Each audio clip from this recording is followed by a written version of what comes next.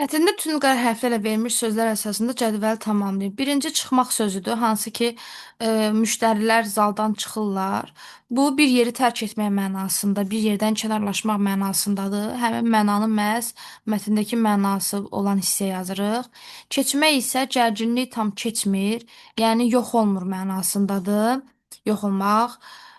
Və biz onu fərqli mənada yazmalıyıq. Çıxmağı yaza bilərik ki, misal üçün mən ağaca çıxdım.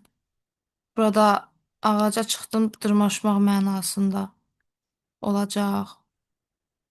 Və yaxud da qatar saat 2-də çıxır, 5-dən biri çıxdı. Bunlar fərqli mənadadır. Keçmək sözünü isə yaza bilərik ki, ə, o zala keçdi. Mətndə yox olmaq mənasındadır. Biz isə fərqli mənada işlədirik. O zala keçdi. Tapşırığı bitirib növbəti tapşırığa keçdi. Bu cür də işlətmək olar.